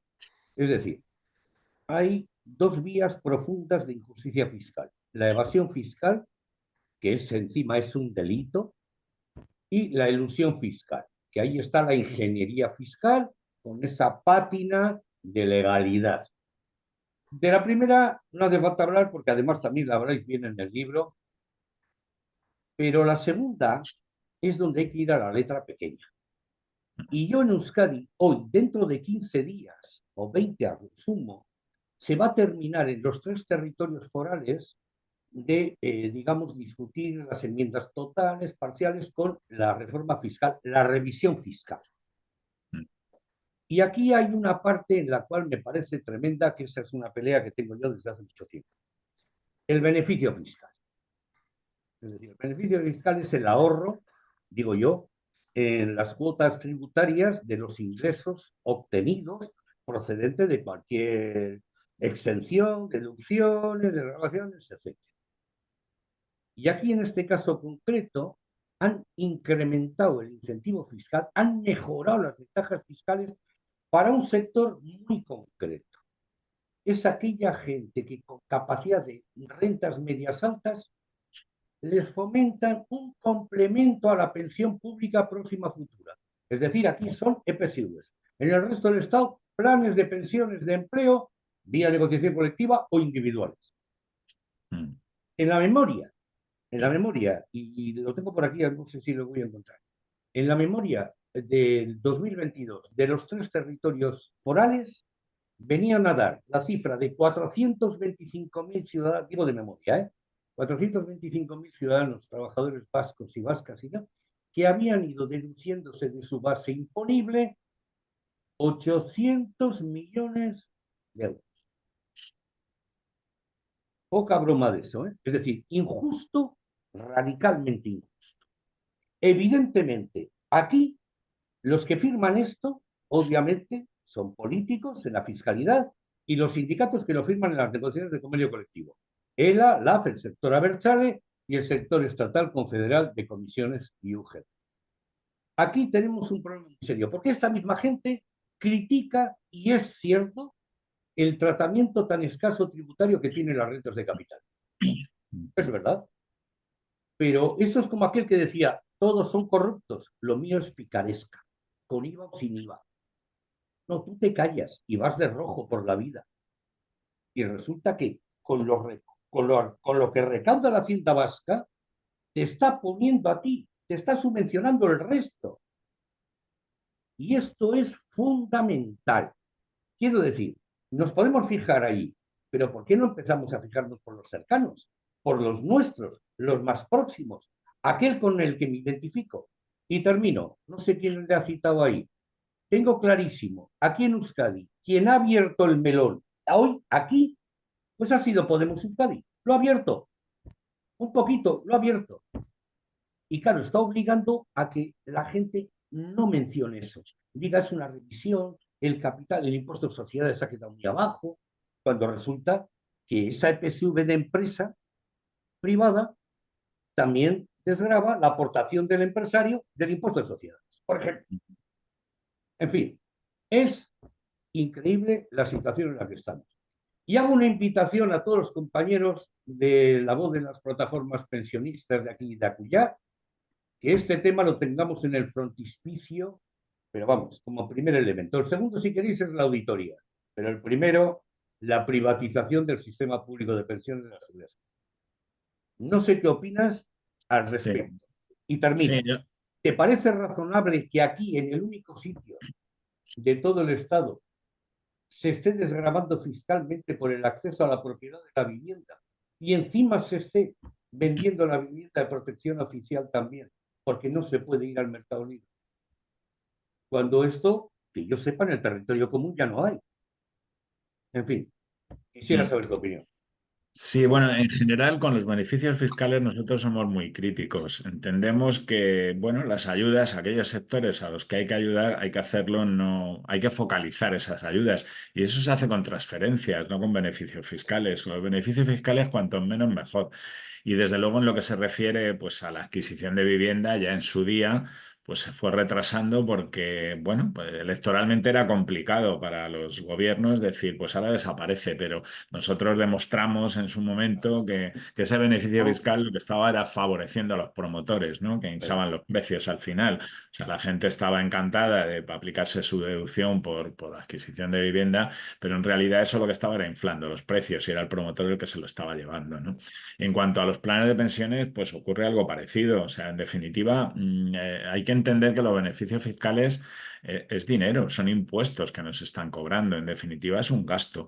Y claro, primar las pensiones privadas con un gasto público y no hacerlo en las públicas, pues es algo que realmente yo entiendo que es un contrasentido, ¿no? Y que, por supuesto, nosotros fuimos muy críticos también siempre con esa reducción por aportación a planes de pensiones. Es verdad que ha ido bajando. Se ha incrementado el de planes de empresa, pero no dejan de ser pensiones privadas. Se acuerdan en convenio colectivo, pero son aportaciones que no suponen la prestación de pensiones públicas, ¿no?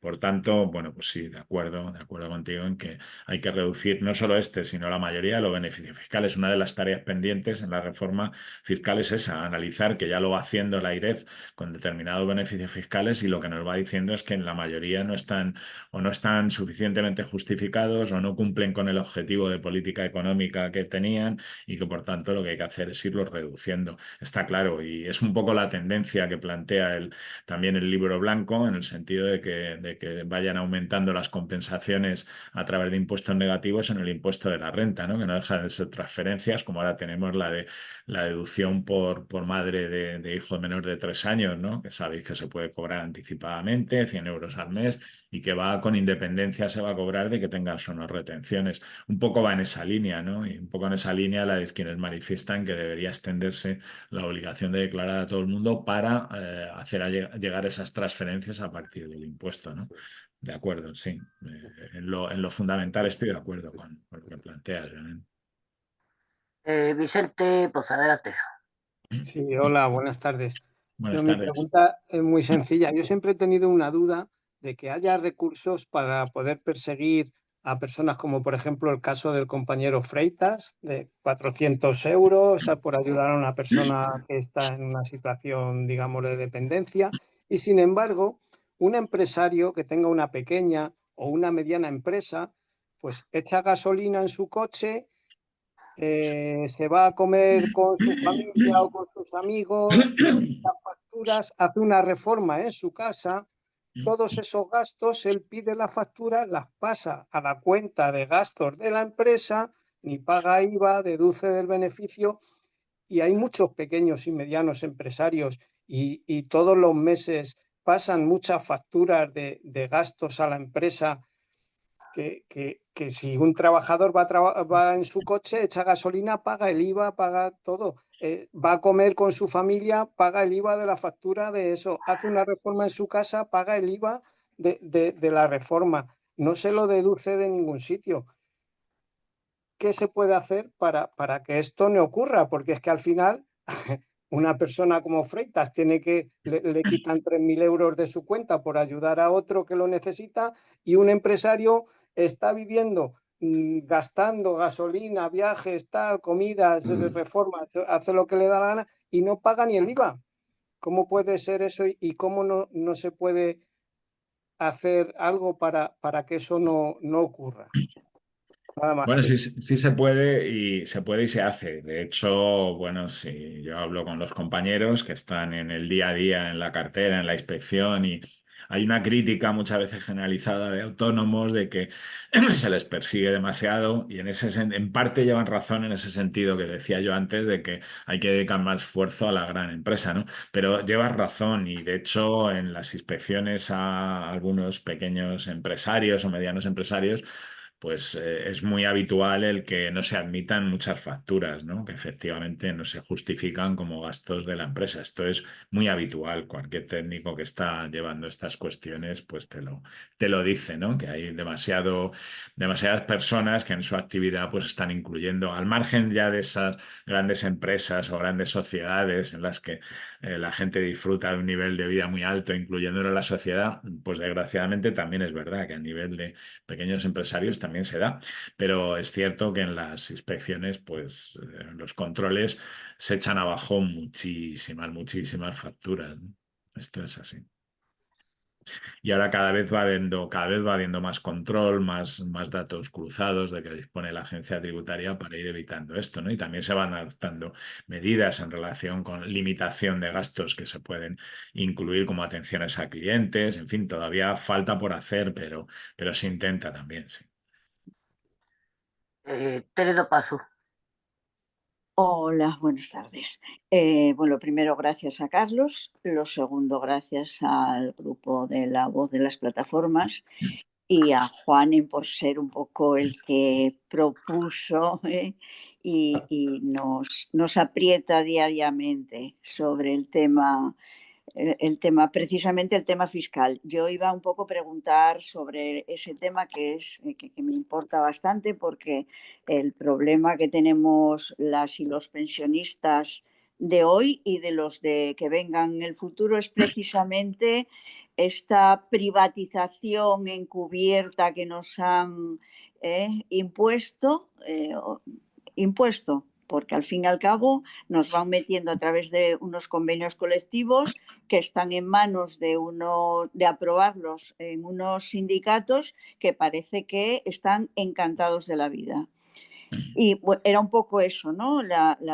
Hablar un poco, preguntarle un poco sobre el tema de las exenciones fiscales, precisamente, un poco lo que decía Juan, a las pensiones de empresa, que no son solo en Euskadi, y que ahora nos las han colocado a nivel de todo el Estado.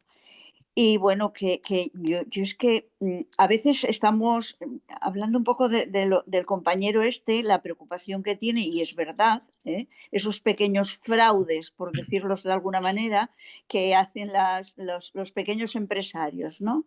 Bueno, pues porque tenemos, en España somos muy dados a intentar ver si nos arreglan el frigorífico sin IVA. Pero lo importante, lo gordo, es lo que se nos va vía, vamos a llamarlo vía avión, ¿no? Lo que se nos va, lo gordo, que con eso gordo posiblemente tuviéramos solucionado lo de abajo, todo lo pequeñito. Nada más, muchas gracias. Vale.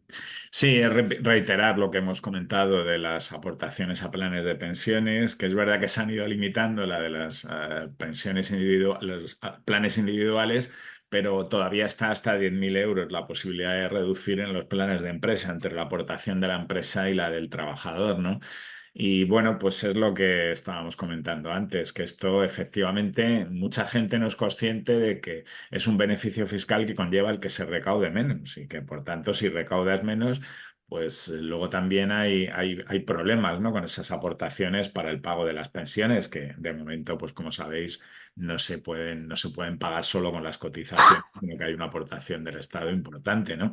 Y va a ocurrir durante años mientras la generación del baby boom pues acabe de cobrar sus pensiones, ¿no? Que también es otro tema, que siempre se habla de que no se puede mantener y tal. Bueno, pasarán unos años en los que va a aumentar bastante el pago de pensiones con ese baby boom, pero cuando acabe dentro de unos años va a haber una reducción importante de pensiones, porque sabéis que después del baby boom pues vino todo lo contrario, ¿no? Y ahora, bueno, porque tenemos una mano de obra inmigrante importante que está cotizando también y que sin duda va a aportar frente a ese discurso muchas veces anti-inmigración y tal, pues bueno, son los que en parte están también aportando y van a aportar al sistema, ¿no? Para la cotización. Bueno, pues estoy de acuerdo con lo que estás planteando, ¿no? Claro que sí. Bien, antes de seguir dando más palabras, pediros de que dada la hora que es para que el ponente no se nos quede muy cansado y esté dispuesto a volver más veces, No te preocupes. no pidáis más palabras, por favor, por la hora que es. Bien. Nati, adelante, por favor. No te estabas escuchando, Nati. Te veo hablar, pero no te oigo.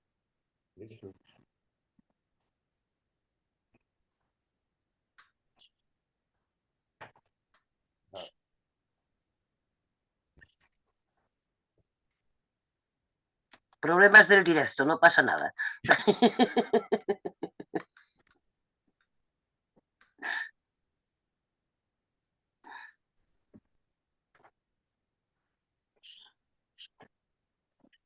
¿Me oís? Ahora sí. Vale, Ahora sí. perdonaré. Bien, gracias, Carlos. Una excelente exposición.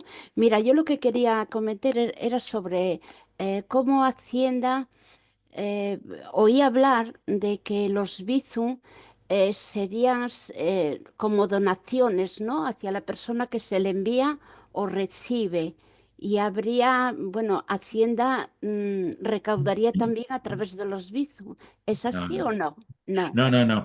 Esto no, es una de esas noticias falsas, hay que decirlo falsa. claramente, que vemos continuamente, reiteradamente en medios, ¿no? Como que los Bizum Sí. van a tributar, como que se va a controlar si vendes una silla en Wallapop. Ah, Bueno, todo esto no es cierto, todo esto es vale. falso. O sea, precisamente hoy me hacían una entrevista sobre este tema de las plataformas de Bizum y tal, no me acuerdo, creo que ha sido para la 1, no sé si lo han dado hoy o para otro programa, donde me preguntaban por esto y sobre esto me preguntan muchas veces, o sea, Wallapop, Sí, estas normas que salieron, esta información que tienen que dar cuando las plataformas, ¿no? De Wallapop, sí, si hacen más de 30 operaciones al año o más de 2.000 euros, bueno, esto lo único que se intenta perseguir es la gente que está haciendo una actividad económica y la tiene camuflada como que fueran operaciones entre particulares, pero nadie que vende ah, una silla, un sillón, una cama, un colchón, tiene que preocuparse de nada, ¿no? Y con los vale, Bizum es todavía peor, porque el Bizum no es más que una transferencia instantánea. ya, Entonces, el sí. Bizum como tal no hay que declararlo, es una forma,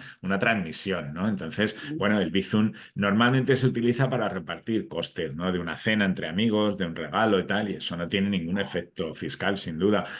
Cuando el Bizum lo utilizan, que ya lo van utilizando cada vez más comercios para obtener pago por servicios, entonces sí, obviamente, si tú eres un comerciante, vendes un producto o prestas un servicio y cobras por Bizum, pues es como si cobras por transferencia o por tarjeta de crédito y tendrás tendrás que incluir ese ingreso en tu actividad económica, pero nada más. O sea, el Bizum Nada más. como tal no es más que un instrumento y no, desde luego por utilizar el Bizum para comprar un regalo entre amigos, para hacer, ni es una donación ni nada que se le parezca, ¿no? Entonces, no, esto son muchas noticias que sobre fiscalidad aparecen en los medios, muchas veces con la intención de que la gente pique y le dé al clic, ¿no? Que esto les reporta un beneficio al medio, pero están absolutamente fuera de la realidad. No hay ningún Vale. problema con el Bizum. Es De más, este acuerdo. año Bizum se va a Sí, poder utilizar por primera vez para pagar la renta también. Es una de las novedades de ya, este año. vale. De acuerdo, muchas gracias. Nada. Mari Carmen Muñoz. Abre el micro, por favor.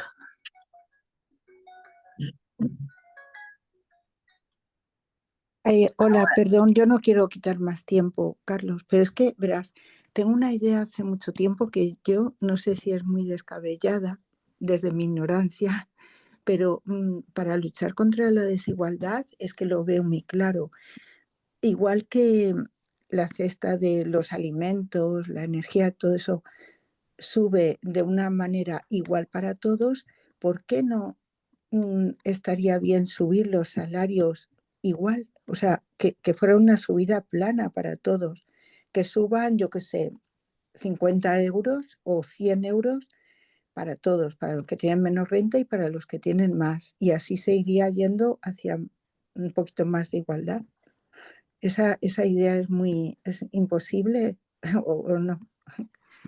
Sí, Nada más. bueno, más que subidas lineales para todo el mundo, de lo que se habla a veces y lo que se plantea es limitación de ingresos, ¿no? Que se limiten de alguna manera en las empresas el pago a determinadas personas, que sea un nivel, una proporción de lo que sea, de X multiplicado por el salario más bajo, ¿no? Esto puede tener su sentido. Lo de la subida lineal, pues no, porque en definitiva tampoco vas a redistribuir más. Al final siempre va a haber esas diferencias, ¿no? Quizá habría que plantearse esto, pero claro, siempre te salen con la libertad de empresa, de tal. Pero claro, ahí lo vemos muy claro en estas grandes empresas, cuando en los bancos y tal, cuando se jubila un directivo y le dan no sé cuántos millones de euros y tal. Bueno, todo esto sí es la empresa privada, pero esto no tiene sentido, ¿no? Que una persona, por muy listo que sea y por mucha dirección que lleve de una empresa, es difícil justificar que pueda ganar millones de euros por las decisiones que toma, ¿no? Pero bueno, aquí chocamos con lo que hablan de la libertad de empresa, de economía. Bueno, hay países donde hay limitaciones, ¿no? En este sentido y quizá por ahí sí podían ir los tiros, ¿no? Bien, Teredo Pazo, yo te vi que habías vuelto a levantar la mano, pero no sé si fue sin querer o si fue que la querías levantar de verdad. No, es que no estoy de acuerdo con Carlos en el tema de lo de las pensiones, ¿no? Yo creo que lo que hace esas transferencias, entiendo yo, dentro de toda mi ignorancia, que soy muy ignorante en todo esto, entiendo que lo que están haciendo es devolviendo poquito a poquito la parte de dinero que se ha empleado en lo que no deberían de haber empleado. Entiendo yo, ¿no? Con lo cual, la seguridad social, o sea, nosotros los trabajadores y las trabajadoras, no le debemos nada al Estado, no nos está regalando nada. Está poniendo poquito a poquito en la cesta de los huevos precisamente aquellos huevos que se han sacado en su momento, que no deberían de haberse sacado. Igual me estoy equivocando. No te entiendo muy bien lo que quieres decir, a qué te refieres, ¿no? Ahí estoy un poco torpe ya a Cuando estas se horas. reclama la No, ¿qué va? auditoría, ¿Qué ¿Eh? va? ¿Qué va? Soy yo la Pero torpe. te refieres a la crítica que hago a la exención, al beneficio fiscal por aportar a planes de pensiones. Es que no te he No, entendido. entiendo que quisiste decir, que Sí. nos dijiste que ahora mismo la Seguridad Social no tenía dinero suficiente para pagar las pensiones Sí. y que el Estado es el Sí. que mete dinero, o sea, lo que está haciendo, a mi Sí, modo sí. de ver, es Sí. metiendo un dinero No. Sí, no lo he criticado, no, todo lo contrario. De hecho, cuando se critica que no es suficiente el sistema, ¿no? Que el sistema carece de suficiencia y que es necesario pagar con impuestos cuando tendría que pagarse con cotizaciones, no, todo lo contrario. Yo entiendo que si con las cotizaciones no es suficiente, hay que mantener la Constitución. Lo que dice es que debe ser suficiente las pensiones, ¿no? El pensionista tiene que tener una pensión, no recuerdo ahora cuál es el artículo y cómo lo dice, y entonces si con las cotizaciones no es suficiente, claro que hay que poner de los Artículo impuestos. 50. Sí, no solo no estoy en contra, sino que estoy a favor de que se paguen con los impuestos también, mientras lo que no se puede es condenar a los pensionistas a no cobrar unas pensiones dignas porque en este momento haya menos personas trabajando y no lleguen las cotizaciones. Habrá que destopar, como ya se ha empezado a hacer, y a lo mejor hay que hacerlo más en las cotizaciones, pero también hay que aportar con impuestos, claro que sí, mientras no sea suficiente porque haya un número de pensionistas más alto y menos cotizantes, pues claro que hay que pagarlas con impuestos, ¿no? Ahí estoy de acuerdo contigo. Me he debido explicar mal, pero No, habrá que... yo lo entendí mal. No, seguramente me he Gracias. explicado mal. Gracias. Sí, a ti. Bien, yo creo que aquí Carlos se merece un aplauso por todas Bueno, las no, que va. explicaciones que nos ha dado. Y desde aquí te lo damos de todo corazón y esperamos que puedas volver en un futuro. Sí, nada, muy agradecido y por supuesto que cuando queráis, sin ningún problema. Voy a darle paso al compañero Manuel para que haga el cierre, ¿vale? Pues de nuevo agradecer a Carlos esta exposición, que siempre ha sido, hemos aprendido muchísimas cosas y tener muy claro lo que es el sistema fiscal y las mejoras que debemos de exigir para que haya efectivamente lo que decía Tere también, y Carmen, Mari Carmen Muñoz, pues decía el tema de la igualdad, de la distribución de la riqueza con más igualdad. Y nada más, compañeras y compañeros, aquí pues despedimos y esperamos el próximo viernes una nueva videoconferencia que en principio, si no hay otra cuestión, pues vamos a tratar un poco ese encuentro que tuvimos en Isla, en Cantabria, y comentar un poco pues, las conclusiones a que hemos llegado. Así que, sin más, un abrazo y a seguir peleando. Bueno, Venga, gracias. Saludemos a Agustín. Carlos, a ver si en mayo podemos sacar una fecha. Venga, claro. Vale. Aprovecharé para ir a Isla y desde Claro. aquí iré hoy, ¿no? Claro. Venga. Vale, hasta luego a todos. Venga. Gracias. Hasta luego. Gracias.